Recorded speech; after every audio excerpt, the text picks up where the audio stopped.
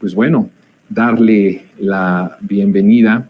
Fíjense que hemos estado en este espacio hablando con diferentes personas, investigadores, que nos han venido hablando de diferentes datos, de diferentes estudios que se han logrado, que se han hecho.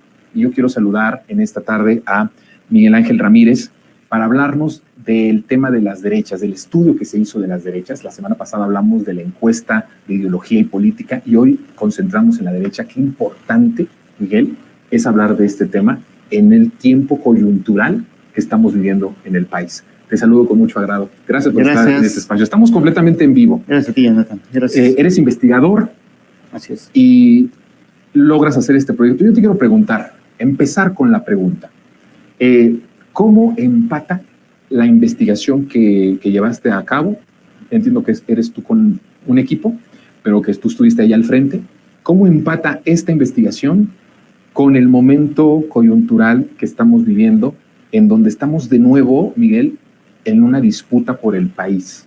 La disputa por el país, que no es poca cosa.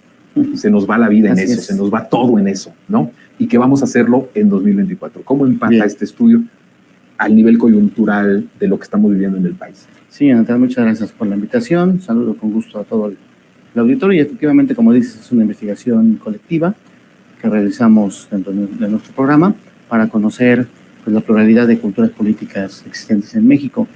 Y precisamente nosotros, cuando elaborábamos las hipótesis y cuáles estudios íbamos a realizar con mayor profundidad, pues observábamos precisamente que con la llegada de Andrés Manuel López Obrador a la presidencia de la República, pues se iban a reactivar los grupos de la derecha, ¿no? Que históricamente se conoce como grupos reaccionarios. Y veíamos un símil entre lo que había pasado en el sexenio de Lázaro Cárdenas, guardadas las proporciones, pero de alguna manera era un momento en donde esa izquierda había gobernado y había también habido una gran organización de reacción de las derechas, ¿no? La misma creación del PAN, los empresarios organizándose en cámaras y en consejos, por supuesto los resabios de la guerra cristera, ¿no? Y entonces algo similar pasó, ¿no? Porque nos dimos cuenta efectivamente que a partir de la llegada de Andrés Manuel López Obrador, que dicho sea de paso, pues pulverizó, si me permites la palabra, a los partidos políticos tradicionales que posteriormente tuvieron que aliarse a través de la iniciativa de un empresario, de un que políticamente podríamos decir que es una alianza de derecha, porque el partido mayoritario es el PAN, apoyado por los poderes económicos que son de derecha, ¿no? Y todo este sistema. Y el PRI, que venía en un proceso de derechización a partir de sus políticas, y el PRD, que de alguna manera, aunque ellos mismos todavía se dicen de izquierda, o socialdemócratas, pues las acciones y apoyar esta candidatura, pues los convierte de alguna manera en una oposición a un gobierno progresista. Entonces, en esa coyuntura dijimos, es importante analizar a estas derechas desde varias perspectivas: histórica, coyuntural y a partir de profundos estudios cualitativos. Y es ahí donde nosotros elaboramos un conjunto de entrevistas, 64 entrevistas, en un contexto difícil de pandemia, acercándonos a cerca de 40 grupos de derecha, precisamente para escuchar su opinión, sus testimonios y saber cómo piensan, cómo actúan políticamente y cuáles son sus visiones de sociedad. Es un mosaico, la derecha, no es una qué extraño se escucha esto de pluralidad de las derechas, ¿no? Sí, pero existe eso. Existe. ¿Se reactivó la derecha, como ustedes en esa hipótesis, ahora ya sustentado en este estudio, se reactivó entonces las derechas a partir del triunfo de López Obrador? Sí, digamos que en un sentido genérico, ontológico, las derechas siempre han existido, porque eso es todo aquel pensamiento conservador, todo aquel pensamiento ligado a ciertas élites económicas que buscan la defensa del statu quo, del cual se beneficia, que busca mantener las desigualdades, a las cuales no se lo justifican, sino a veces consideran como naturales.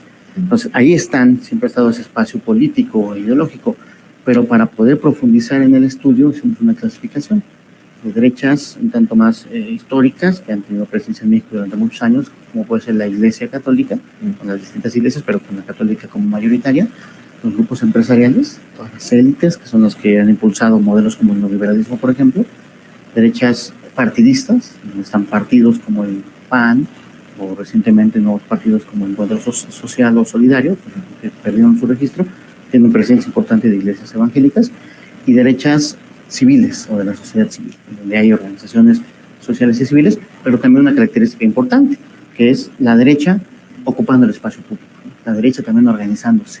Hablas por las marchas. Como lo hace Frena, como lo hace Frena. Exactamente, sí.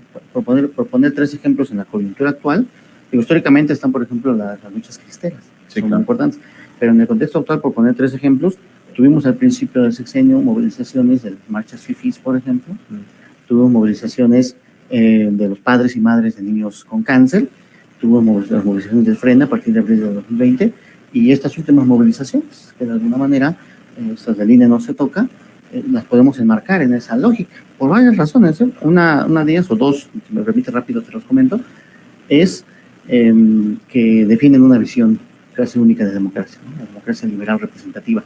Ellos ven al INE como el baluarte de esa democracia, ¿no? No conciben la democracia en otros espacios, como el barrial, por ejemplo. Si le cambias incluso una letra al INE, ya perdió la esencia para ellos de lo que es la institución. Exactamente, ¿no? Ese nivel exactamente, porque además el discurso era quieren atacar al INE, ¿no? Quieren atacar la base de nuestra democracia, quieren apropiarse de él, quieren manipularlo, siempre ha sido esta narrativa, pero si tú te acercas a las personas que marchan en esos días, pues vas a escuchar los argumentos racistas, machistas, xenófobos, clasistas, y algo muy, muy interesante, ¿no? Una crítica abierta y frontal al gobierno actual, a la 4T, particularmente, por supuesto, a AMLO, con los clásicos adjetivos, ¿no? De que es un populista de izquierda, de que es un comunista, de que nos quiere llevar a una ideología castrochavista. Han pasado 5 años y siguen pensando así. Siguen con ese discurso, ¿no? Es algo que les ha funcionado, es algo interesante, porque lo vemos a nivel del discurso de los líderes, ¿no? De ciertas esferas, ciertas capas medias o incluso elitistas de estas propias derechas, pero es un discurso que se reproduce en las bases, ¿no? Que tiene una lógica y que tiene de alguna manera un impacto en el discurso, ¿no? Recientemente habrás visto un video de Gilberto Lozano y Frena diciendo que AMLO acababa de estatizar, ¿no? Televisa y TV Azteca, cuestión que no sé de dónde se sacaron, ¿no? Pero tú ves el video y yo cuando lo vi tenía más de 600,000 reproducciones, ¿no? Quiere decir que tienen eco, ¿no? Tienen eco en el grupo, en un sector de la población que no es poco. Estamos hablando, me decía en un anterior espacio de entrevista que tuvimos, me decías que puede ser por ahí de un 20%. Sí, un poco encontrábamos esto con los datos de la encuesta, que es otro proyecto que dirigió mi camarada René Ramírez junto con John Ackerman, y que te comentó la semana pasada nuestro colega Adrián Escamilla, que aproximadamente estábamos observando que de un 100%, un 20% podría estar perfectamente anclado a las derechas. En esa diversidad en la diversidad de los mexicanos. Si un 100% fuera encuestado, ¿no? Hoy en día 20% está en las derechas, esa derecha con una gran diversidad, pero digamos que se autoadscriben a la derecha, un 33% aproximadamente a las izquierdas, y el otro espacio, ¿no? Un 47%, pues quizá al centro o a la indefinición, indefinición política, a la neutralidad, pero digamos es el espacio de la disputa, es el espacio en donde en coyunturas como la que ya estamos iniciando prácticamente, la coyuntura electoral, se busca ganar esos espacios, ¿no? Se busca y que la izquierda tendrá que hacer lo propio. ¿Cómo es esa? Por supuesto, el centro es una posición política que algunos autores han llamado un vacío político que se tiene que llenar de alguna manera, con propuestas, con ideas. Es una ¿Solo se llenaría por derecha o izquierda? ¿O no necesariamente? Pues, no necesariamente, porque también hay abstencionismos, ¿no? Porque también hay posiciones que no quieren definirse. Ese centro hay gente que nunca ha votado o que no piensa votar, ¿no? Muy bien. O que se consideran ciudadanos como tal y no quieren, no aceptan, digamos, por así decirlo, alguna etiqueta. ¿Pero que votaron, cuando votaron en 2018 por López Obrador? Sí. ¿O votaron por Anaya o por mí? Bueno, eso se puede analizar en estudios demoscópicos, más específicos de orientación, tipo de votación, pero se podría también estudiar cómo han cambiado esas percepciones de la gente y esas opciones de voto. Entonces ahorita está abierto de alguna manera, por eso nos interesa estudiar a las derechas, porque consideramos que están presentes, se están reactivando, empiezan a ganar terreno, y un elemento interesante es cómo, por ejemplo, esa alianza Va por México, que se reactivó, ¿no? Porque tú recordarás que estuvo a punto de desintegrarse cuando... Sí. Hubieron algunos capítulos donde algunos capítulos estaba difíciles, ahí tambaleando. pero ahí está, apoyada por un sector del empresariado y con muchísimas organizaciones civiles, ¿no? Mexicanos Primero, Signos Vitales, en fin, una serie de organizaciones civiles que están operando también a favor de estas agendas políticas, ¿no? Ahora, me interesa saber cómo piensa la derecha o las derechas. ¿Cómo ven al presidente? ¿Cómo ven este proceso de transformación? ¿Y cómo nos ven a los que estamos de este lado o militamos del lado, no de un partido, sino de una transformación? Sí, claro. ¿Cómo nos está viendo y cómo ven al presidente de la derecha? Sí, fíjate que en esta plataforma que invitamos a toda tu audiencia a revisar, que es más un espacio de divulgación y de difusión. Es como una aplicación. Es una plataforma digital interactiva de investigación, acción, una página que es resultado de nuestras investigaciones, que recupera los principales hallazgos y que está basada en una investigación científica. Las personas pueden navegar. Y nosotros ahí, entre varias de las salas en donde la gente se puede sumergir, realizar una inmersión al conocimiento, está una parte que llamamos las 10 tesis de la cultura política de la derecha, ¿no? En donde de alguna manera nosotros analizamos valores, principios, saberes de la derecha, trayectorias y prácticas políticas, visiones de mundo y de sociedad, ¿no? En donde también está la visión que tienen sobre la democracia, sobre el neoliberalismo, e incluso proyectos políticos, horizontes utópicos, cuál es el ideal de sociedad que tiene la derecha. Y te voy a comentar algunas hipótesis que tienen que ver directamente con la pregunta que tú mencionas, ¿no? ¿Cómo observan las derechas a la transformación, a AMLO y a los seguidores de la transformación, los que votaron por AMLO? Y es sumamente interesante, porque a AMLO literalmente lo ven como un dictador, ¿sí? O sea, como un comunista, como 5 años es un dictador. No lo bajan de populista de izquierda, ¿no? De dictador, que quiere implantar el comunismo, pero además lo adjetivan, ¿no? También cuando le preguntamos, hoy dinos las 3 primeras palabras, los 3 primeros adjetivos que se te vienen para nombrar al presidente, y bueno, pues, corrupto, ignorante, ¿no? Radical, y una serie de adjetivos negativos, ¿no? A través de los cuales ellos, bueno, por no decir también las palabras altisonantes que mencionan, donde reflejan también un discurso de odio, ¿no? A los seguidores los catalogan, los adjetivan con el adjetivo de chairos, ¿no? Hay una idea también de superioridad de estos grupos, diciendo que ellos tienen la razón al votar, y que quien vota por la derecha es porque no piensa, es porque... Por la izquierda. Por la izquierda, perdón. Sí. Los que votan por la izquierda son personas que no votan, que tienen un intelecto mayor, ¿no? Que tienen el cerebro, lo han dicho así abiertamente, en modo huevón, que están esperando las políticas del presidente, ¿no? Que son personas que están mantenidas, ¿no? Viendo el gobierno como en un sentido paternalista, y que ellos son, pues, los ciudadanos, los que sí trabajan, los que generan impuestos, claro. Los que generan empleos, ¿no? y los que saben qué es lo que quiere nuestro país, ¿no? Y en esas tesis también analizamos, por ejemplo, que hay una adhesión, por ejemplo, a pensar que nuestro país, en lugar de ser como Venezuela y como Cuba, hasta donde nos quiere llevar el presidente, pues tenemos que ser como Estados Unidos, tenemos que ser como los países europeos. Eso es como lo utópico, ¿no? Para ellos, ser como esas sociedades avanzadas, ¿no? De primer mundo, ¿no? Que tienen educación de calidad, ¿no? Porque es educación privada, no es educación pública, ¿no? Porque están pensando en el futuro, y porque finalmente están ellos pensando en un desarrollo que no limite sus capacidades y sus potencialidades, ¿no? Y esto aunado a un pensamiento, por supuesto, que también abreva de elementos, como ya te comentaba, racistas, machistas, o de defender una agenda provida, ¿no? Por supuesto, la defensa de la vida, de los valores. Hay una utilización de la derecha también muy volátil en cuanto a los derechos humanos, ¿no? Los defienden de alguna manera cuando les beneficia, ¿no? Ciertos derechos a la libertad de emprender, por ejemplo, pero cuando estos derechos se quieren extender, otros derechos sociales, por poner un ejemplo, a las mayorías, se oponen, ¿no?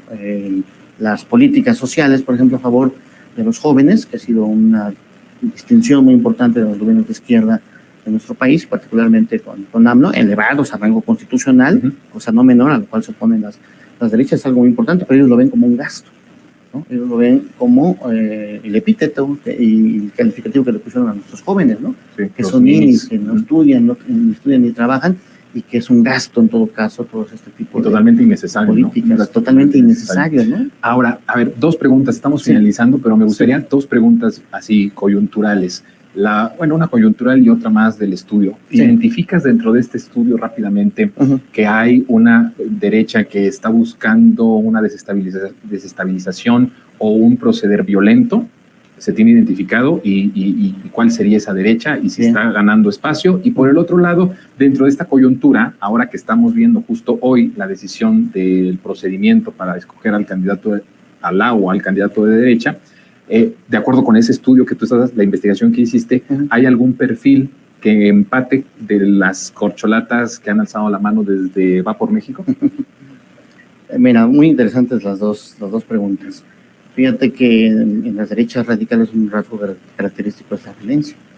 Y nosotros ya hemos identificado por lo menos dos actos muy importantes que están ligados a esa violencia. Sí. Uno son los conciertos neonazis que se han generado en los últimos meses, tanto en la ciudad de Monterrey como en la Ciudad de México, que son grupos realmente protofascistas que se están rearticulando y que están claros en dar esa batalla cultural y que están claros en que es a través de la violencia en la que pueden ellos defender sus ideas y sus formas de pensar. Y la otra la vimos recientemente en una de las marchas, precisamente estas en defensa del INE, una de las que llegaron a la Suprema Corte de Justicia de desmantelar el...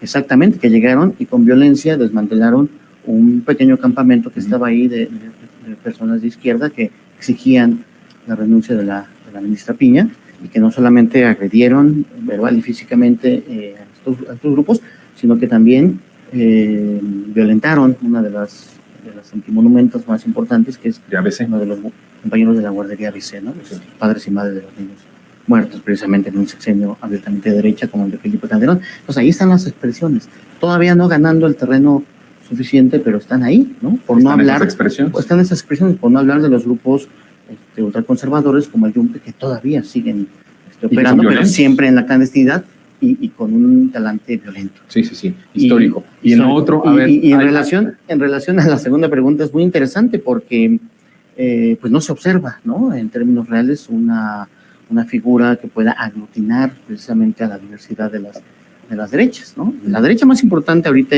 que va a jugar... ¿Cuál es la predominante? Sí. Pues la política, ¿no? La derecha que está ligada a la Alianza Va por México y que está respaldada por un sector del empresariado. No logra encontrar, ¿no? Escuchamos nombres como el de Xochitl Gálvez, el de Lili Telles, ¿no? Recientemente Germán que no sabíamos que estaba hasta que se baja de la contienda. Ajá. Y por ahí algunas otras figuras como el mismo Santiago Krill, ¿no? Que quizá pudiera ser una de las figuras más importantes. Pero no hay alguien que logre conglomerar a esta diversidad de derechas, ¿no? Ni siquiera eso han podido lograr. Ni siquiera eso han podido lograr porque finalmente tampoco hay un perfil. O sea, no estamos hablando de que hay 4 perfiles con esa capacidad de aglutinar. Como en la izquierda, por ejemplo, como tú lo acabas de comentar, sino que no existen como tal.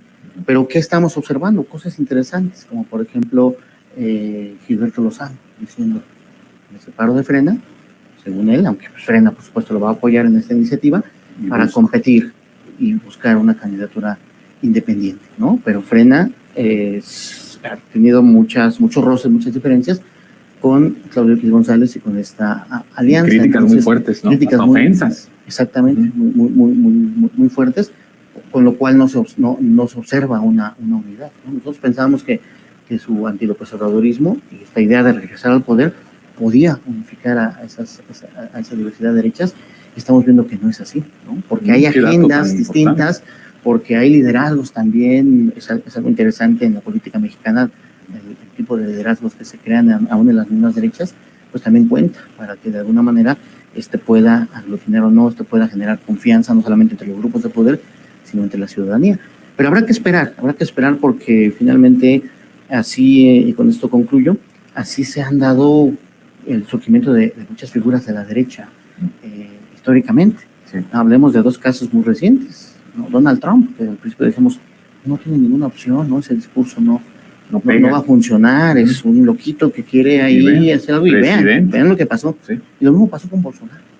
Entonces Teodoro Adorno, un gran pensador de la Escuela de Frankfurt, alertaba en un libro sobre los rasgos del resurgimiento de las derechas ultras o radicales extremas, que había que tener mucho cuidado y no minimizar la capacidad de acción de la derecha, o la falta de un proyecto político, o la falta de un discurso coherente o de elementos teóricos sólidos, cuando una de sus características es, a través de estos liderazgos estridentes, ¿no?, histriónicos, violentos y que llaman a las masas en un momento determinado, puede generar pues una fuerza que logre tener un impacto a través de su discurso, a través de sus acciones, en un sector de la sociedad, a lo mejor, primero que nada, pues en los que son afines a su ideología, pero puede ganar terrenos en otros momentos y generar una fuerza que pues no habría que minimizar en todo caso, y que tendríamos que analizar en términos de la investigación y que tendremos que tomar en cuenta en términos políticos. Es un primer gran paso este estudio que estás haciendo y que hacen de la derecha, me parece, de las derechas, me parece que es atinadísimo en un momento muy importante, coyuntural, y que también nos da una lección para no confiarnos y de que no necesariamente que en estos momentos no hay alguien que represente esa pluralidad de las derechas, signifique que así va a ser siempre, sino que puede ser que en algún momento, cuando menos lo pensemos o más nos descuidemos, empiece a crecer un perfil que sí pueda articular a toda esa derecha e incluso a la más extrema, ¿no? Así es. Bueno, pues te agradezco mucho. No, al contrario, muchas gracias y la invitación al ¿En dónde pueden verlo? En www.poex.unam.mx pueden ver el estudio, pueden ver la plataforma y también pueden descargar de manera gratuita nuestros libros que sustentan ahí mismo en esa misma dirección, se pueden bajar los libros. En la misma dirección. Porque eso no solamente es un estudio que se revela así de esta forma, sino que tiene un sustento con libros y con literatura. Una investigación profunda. Una investigación. Que tiene dos salidas, los productos académicos, científicos y estos productos de divulgación y difusión de conocimiento. Bueno, ahí está. Que la gente, por favor, a resentidas y resentidos, vaya a la página y puedan ustedes descargar, sin duda que es importante, el estudio de las derechas, algo que por cierto hemos estado también aquí en este espacio advirtiendo en programas pasados. Pues el tiempo se nos terminó, le agradezco mucho la compañía, como siempre, nos vemos mañana en punto de las 3 de la tarde aquí en Sin Censura, pásela bien.